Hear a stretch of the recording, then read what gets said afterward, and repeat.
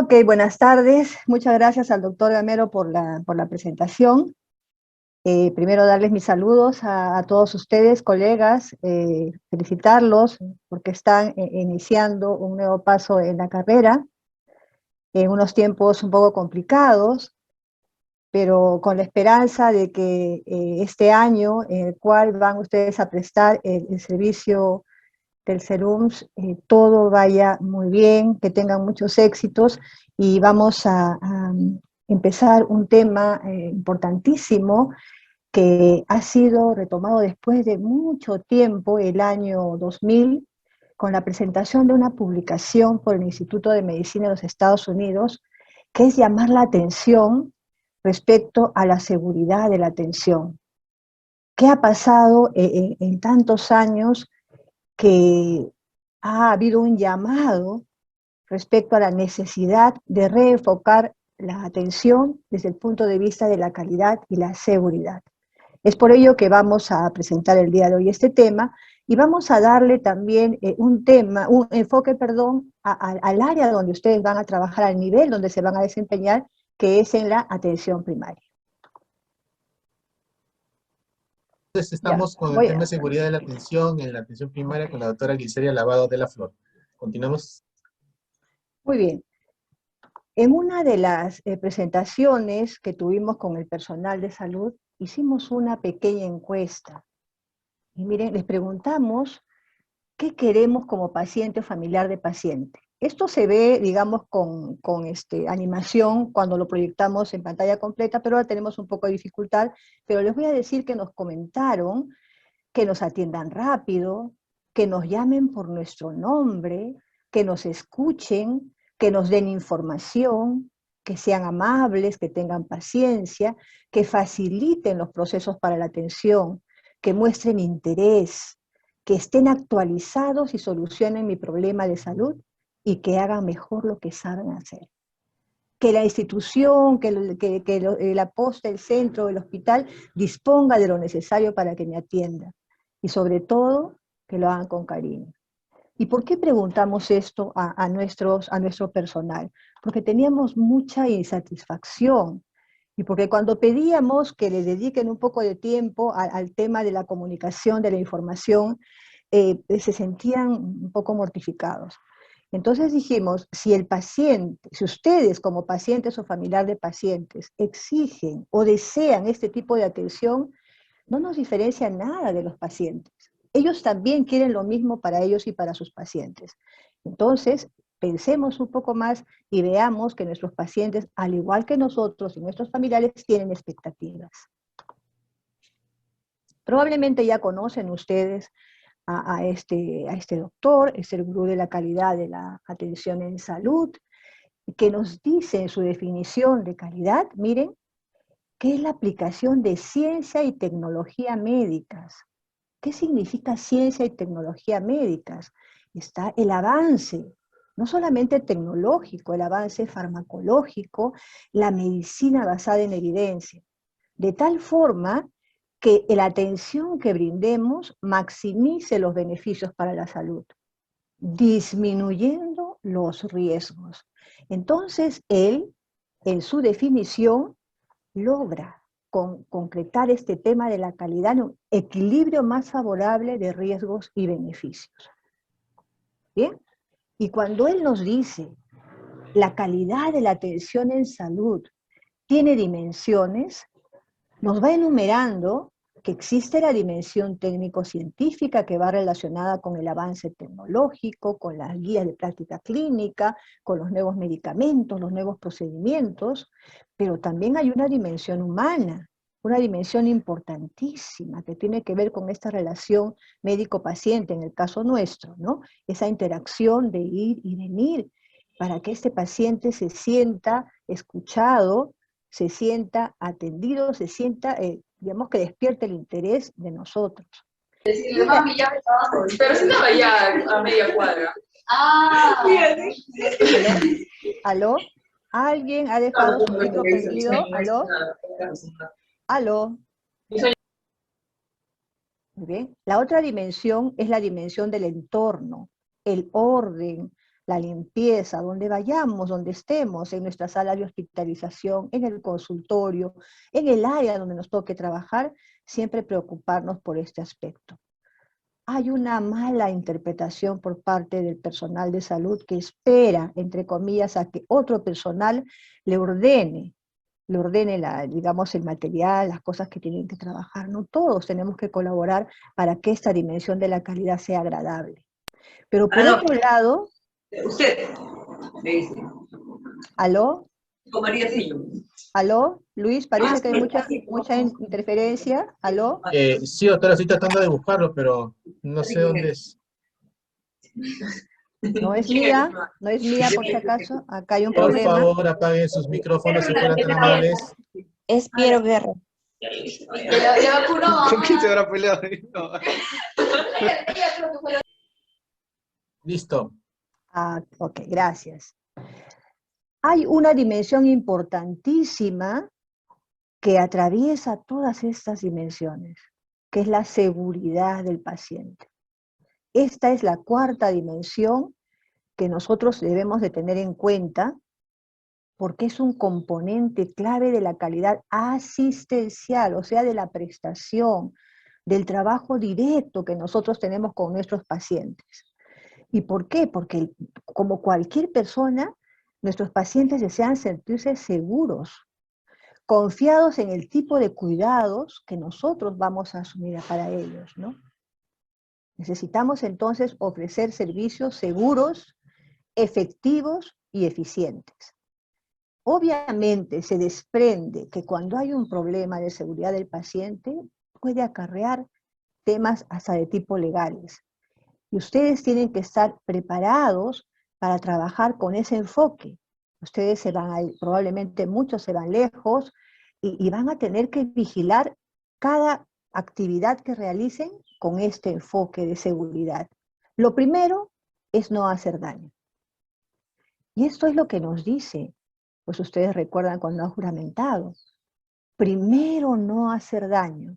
¿Por qué? Porque las intervenciones que nosotros llevamos a cabo las hacemos con mucho cariño, con mucho entusiasmo, con el fin de beneficiar a nuestros pacientes. Pero también estas actividades pueden causar daño a nuestro paciente. De repente colocamos una intramuscular y el paciente puede hacer un absceso. Entonces, cada procedimiento que hagamos, cada historia que elaboremos, cada diagnóstico que planteemos, tiene que estar enfocado en la seguridad del paciente. ¿Cómo se define la seguridad del paciente de acuerdo a la OMS?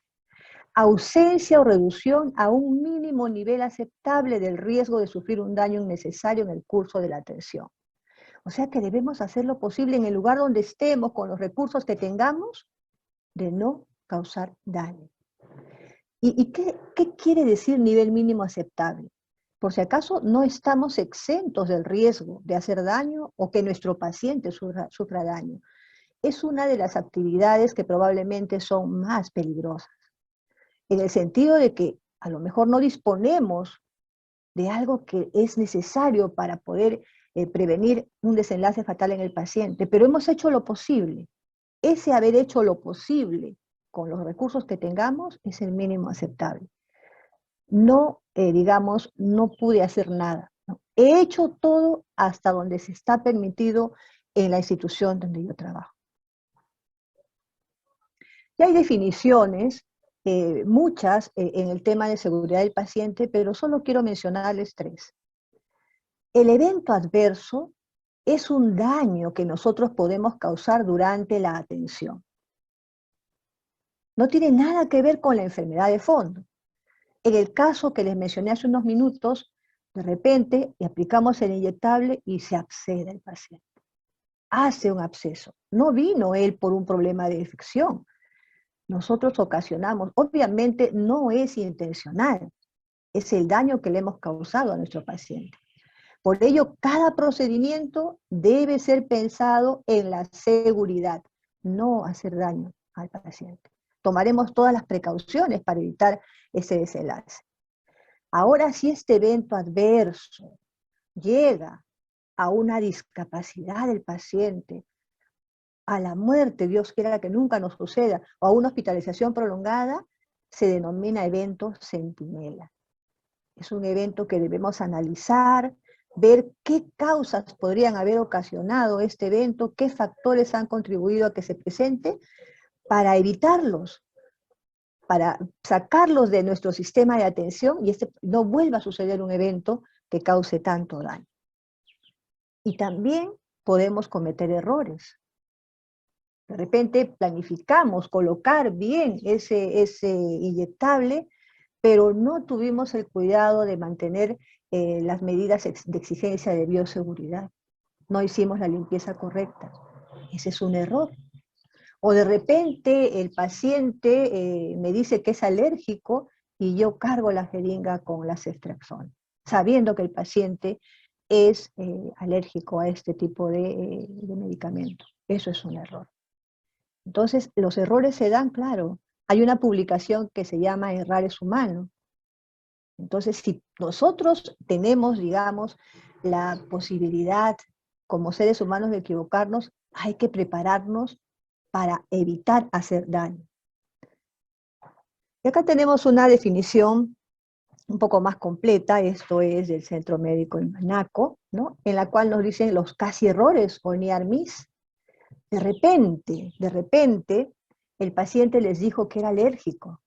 Cuando ustedes hacen su historia clínica, y acá un paréntesis, siempre les digo a los alumnos de semiología, la historia clínica es la puerta de entrada para nuestra atención.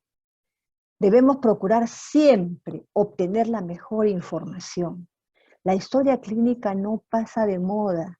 Puede haber mucha tecnología, pero quienes van a alimentar esa historia clínica somos nosotros.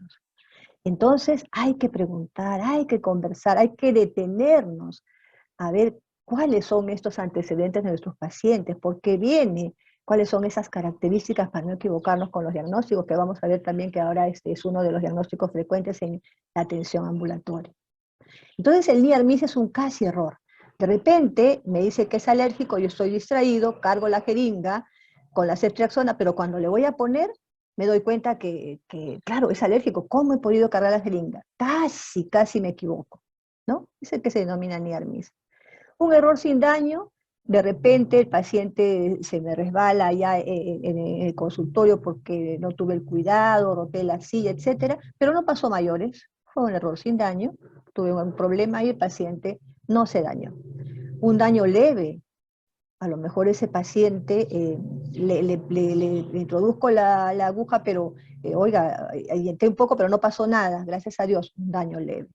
Pero ya después, cuando se dan daños que requieren intervención adicional, por ejemplo, suturas, o por ejemplo una intervención, o a lo mejor mandarlo a la unidad de cuidados intensivos porque desafortunadamente provoqué una anafilaxis, esto ya tiene otro tipo de connotación que puede llegar incluso a ser un evento centinela. Y probablemente algunos de ustedes hayan visto cuando se produce un evento adverso. Bueno, la prensa es la primera que toma, digamos, o sea, son los abanderados de la calidad de la atención y existe pues una publicidad que hace mucho daño, ¿no? Y el sistema no asume su responsabilidad, sino señala quién ha sido el que ha ejecutado esa acción en error. Y buscan al médico, buscan a la enfermera, se hostiliza, se hace una mala propaganda respecto a la calidad técnica que pudiéramos tener, ¿no?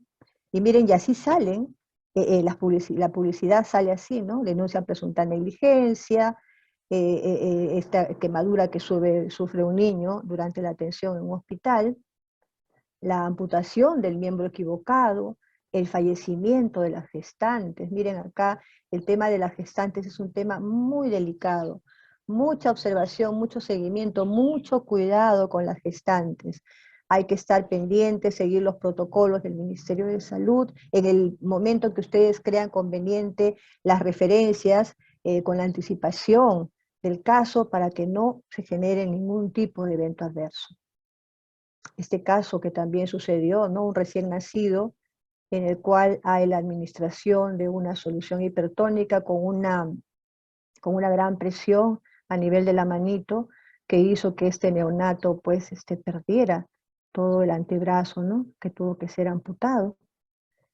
Y así vamos a encontrar una serie de eventos adversos que se dan en los hospitales, pero que también se dan a nivel de la atención primaria.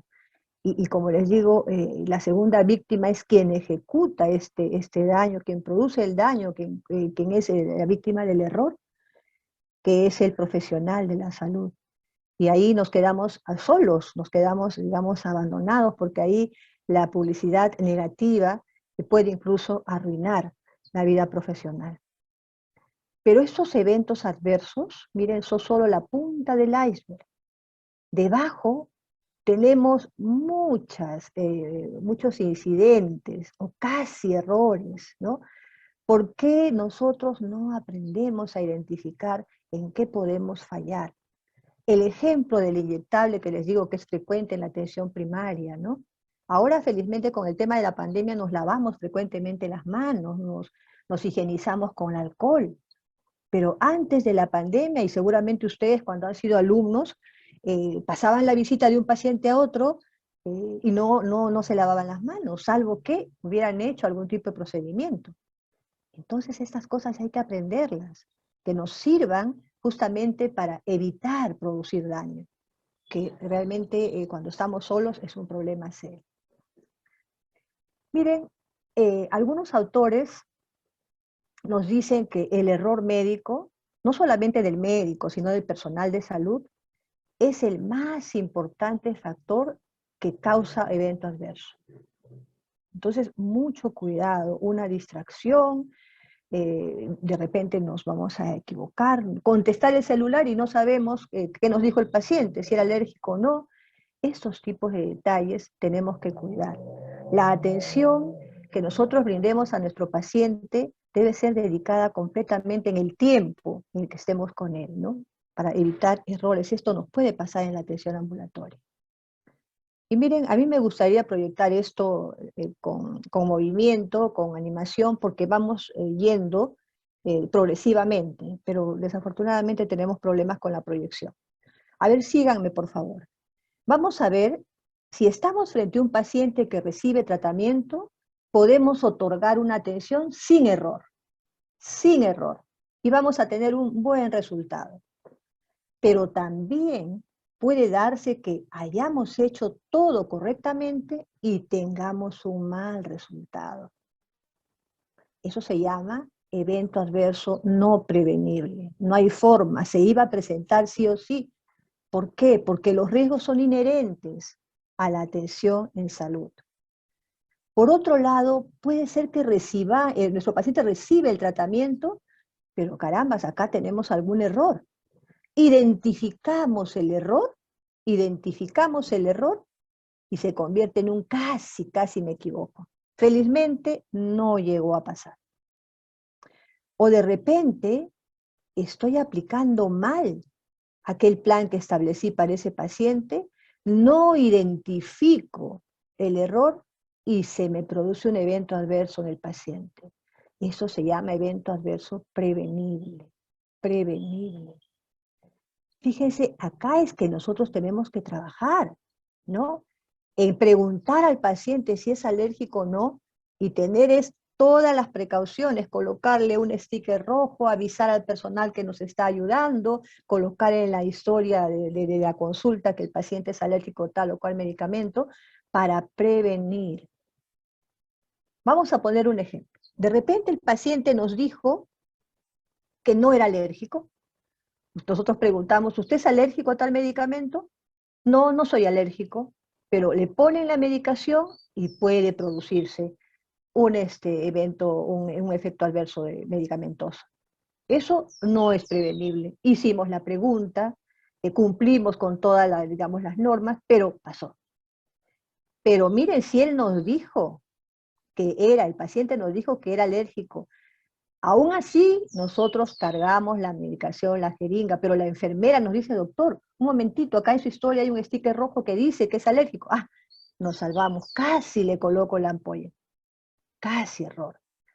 Pero de repente ni el médico ni la enfermera se dan cuenta y se le coloca la ampolla diciendo la historia que es alérgico. y el paciente hace una anafilaxis. Este es un evento adverso prevenible. ¿A qué vamos con esta presentación? Les decimos cuidado, primero la seguridad, la historia clínica, no hay que desdeñar la historia clínica sigue siendo el pilar fundamental de la atención. A buenos datos, buenos diagnósticos, mejor comunicación, mejor recolección de información. Y miren, desde el punto de vista ya, no quiero entrar a los términos legales, pero vamos a analizar lo siguiente, cómo juzgan, ¿no? Desde el punto de vista legal. Un error excusable, entre comillas. Se hizo todo lo que se debía y sucedió. Se preguntó, se anotó en la historia, se tomó todos los cuidados, pero pasó lo no deseado. No es prevenible. Digamos que estamos libres de este señalamiento.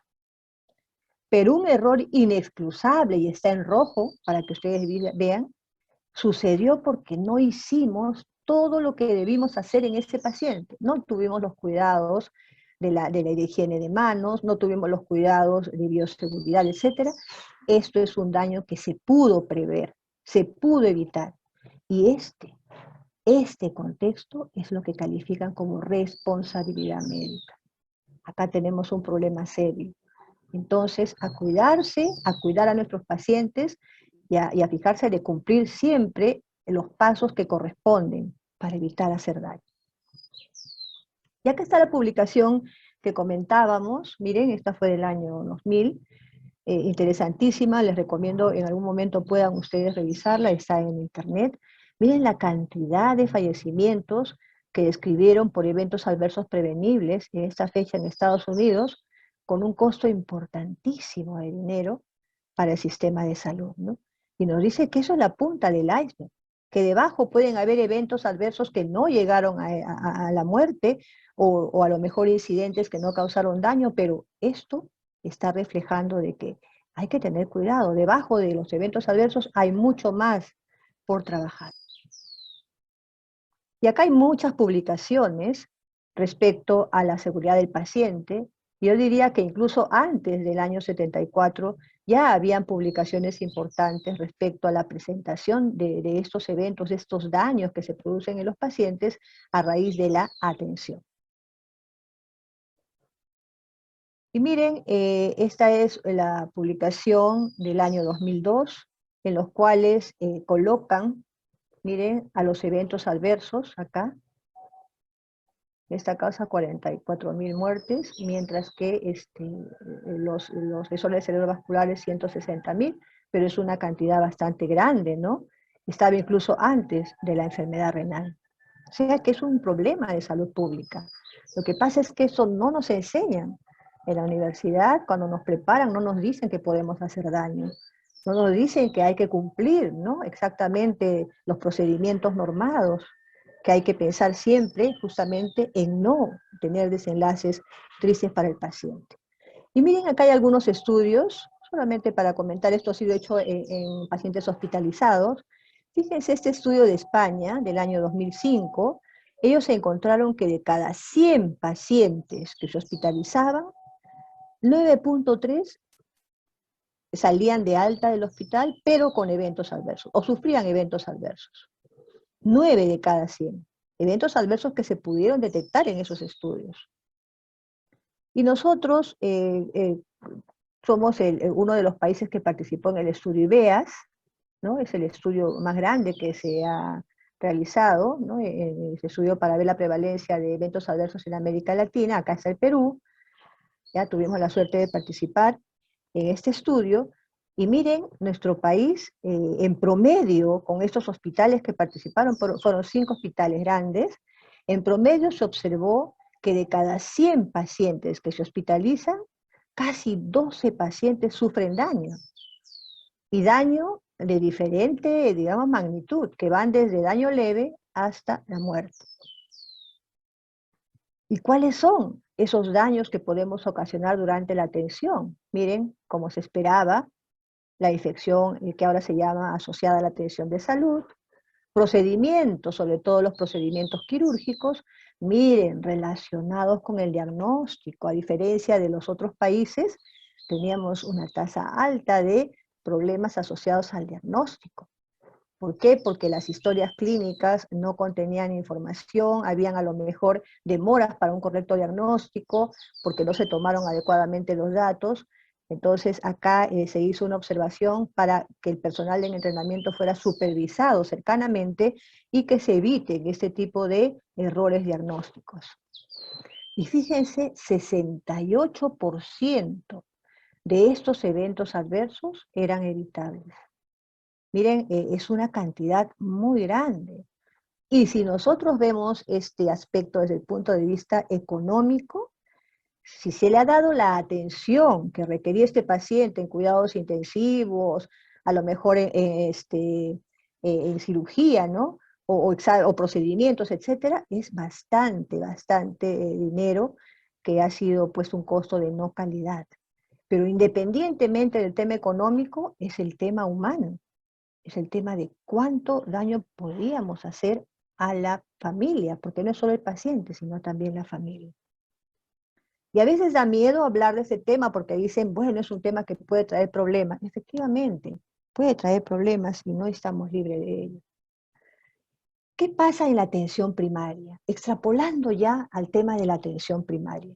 La atención primaria, que tiene fundamentalmente la atención ambulatoria, el tema de la atención integral, ¿no? Tiene características distintas. Y también estas características condicionan otro tipo de errores de seguridad. Tiene características como que es el filtro de entrada a otros niveles. Y de repente el daño se puede producir en el primer nivel, pero no lo van a ver, porque el paciente va a llegar a un hospital de mayor complejidad para ser atendido.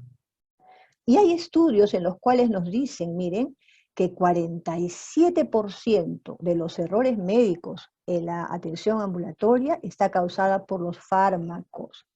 Tenemos problemas para la prescripción. Acá sí, si tenemos dudas, dificultades, revisemos. Ahora tenemos al alcance la tecnología, revisemos. Si no sabemos, preguntemos. No tengamos temor ni vergüenza, porque lo peor va a ser si es que nuestro paciente hace un evento adverso, ¿no? Miren, otro tema, porque son publicaciones extranjeras, 90% de las gestantes consumían fármacos durante el embarazo. No se daban cuenta durante el interrogatorio, en el control prenatal, respecto al consumo de fármacos. El tema de la comunicación, ¿no? El tema de la comunicación. A veces hay tantas consultas o tantas actividades que hacer que la consulta en sí se va a limitar a 5 minutos. No hay esa retroalimentación, no hay ese intercambio de información, ¿no? A veces el colega solo se va a dedicar a tomar los datos que pueda e introducirlos en la computadora si es que está trabajando con una historia digitalizada o electrónica, y nos vamos a olvidar de la parte de la interacción humana. Entonces acá un error de la comunicación puede generar incluso errores en los diagnósticos, ¿no? Por otro lado, los pacientes que acuden suelen tener muchas veces muchos problemas, ¿no? Son o comorbilidad o polisintomáticos. El hecho de prescribir a lo mejor medicamentos para cada síntoma puede generar un problema de error en la prescripción, porque la interacción puede ser negativa para nuestros pacientes. Creemos que la atención ambulatoria es la más segura porque se ven pacientes menos graves en relación a los pacientes de los hospitales. Sin embargo, no hay que confiarnos, porque daño podemos causar. Y se ha demostrado en estudios grandes, serios, sobre todo los países desarrollados que ya han avanzado más que nosotros en ese aspecto, que sí se dan eventos adversos a nivel de la atención ambulatoria, de la atención primaria. Y por otro lado, estos errores no suelen ser informados, no suelen ser notificados. Y entendemos porque hay probablemente incomodidad, vergüenza de informar al respecto. Pero si nos sucede algún daño o un evento adverso, o casi evento adverso, sentémonos, meditemos y digamos, ¿qué pasó? ¿Qué hice mal? O a lo mejor, ¿qué hizo mal mi equipo de trabajo? ¿Qué cosa hay que corregir? para que esto no llegue a mayores. Y hay diferencias, obviamente, en la atención de los pacientes hospitalizados, en el hospital y en la atención ambulatoria, o sea, en el primer nivel, ¿no? Obviamente que la atención en el hospital es episódica, pero en la atención del primer nivel, si es que se da de manera sostenida, es una atención longitudinal. El paciente puede ir durante años y tener ahí un médico o un profesional de la salud de cabecera.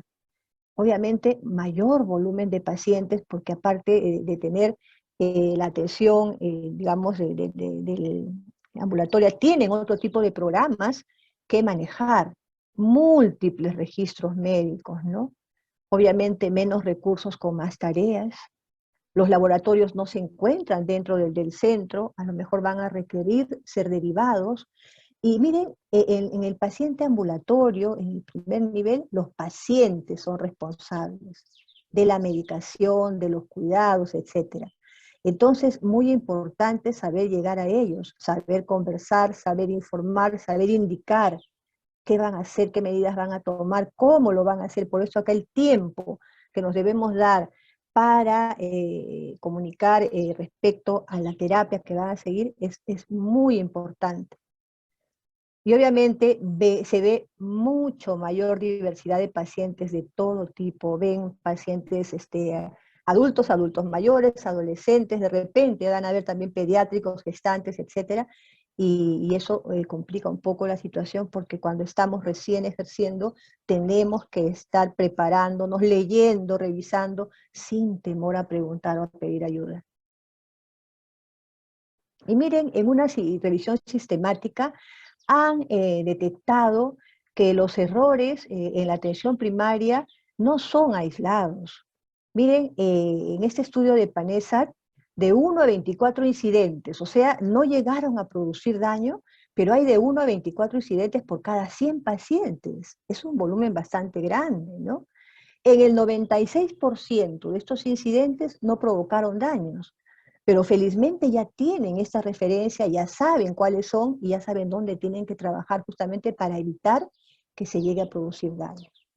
Los errores más comunes que se encuentran en la atención primaria, miren, son administrativos, las derivaciones, las referencias, ¿no? La comunicación, no solo con el profesional de la salud, con el equipo, con el colega a quien están siendo referidos, etc. Los diagnósticos, a lo mejor no tenemos el suficiente tiempo o paciencia para poder, digamos, tomar bien los datos. Y obviamente el manejo por fármacos. ¿Cuáles son los errores que pueden provocar más daños evitables? Los errores en los diagnósticos y en la prescripción. Entonces, colegas, a tener mucho cuidado. Primer paso, una buena historia clínica. Acá tenemos las prevalencias en dos estudios. Vamos a ver el estudio APEAS. Miren, 47.8% de errores detectados corresponden a medicación, ¿no? Casi 20% a un peor curso evolutivo de la enfermedad y más o menos 11 asociados a procedimientos. En este estudio APEAS en el 2007 hubo una prevalencia del 10.11% de eventos adversos a nivel de la atención primaria. Y ese estudio que vamos a presentar es el estudio AMBEAS, el estudio en el cual participó Perú también, obtuvo estos resultados. Miren, de 2.080 pacientes entrevistados, porque eso se trabajó obviamente con pacientes y con profesional de la salud, encontraron 180 alertas de evento adversos, ¿no? De estas alertas, 64 fueron notificados, 64 incidentes, o sea, no hubo, digamos, mayor compromiso con el paciente. Doctora, nos quedan 3 minutos, por favor. Ok, 116 eventos adversos notificados, haciendo una prevalencia de 5.6%. O sea que sí tenemos eventos adversos, y un paciente podría haber sufrido más de un evento adverso. Entonces, vamos a ver acá. Entonces, podemos resumir que a nivel de la atención primaria se producen daños sin querer, son daños que se van a dar porque algo está pasando en el proceso de la atención. La mayoría relacionada con la medicación, con la prescripción, los fallos de comunicación y, bueno, otros motivos que puedan ser, por ejemplo, el tema de los procedimientos. En conclusión, miren, más de una tercera parte de los eventos adversos son evitables. Y si consideramos solo los de consecuencia graves de estos eventos adversos que llegan a hospitalización, el 50% son evitables.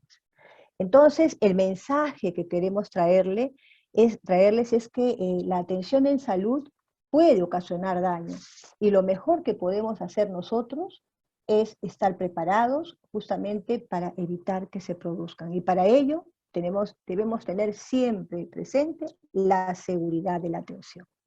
Con esto voy a terminar la presentación, no sin antes desearles muchos éxitos y que, bueno, por favor, cuídense mucho y no olviden, la seguridad del paciente permite proteger a nuestros pacientes y también protegerlos a ustedes. Gracias, Luis. Buenas tardes.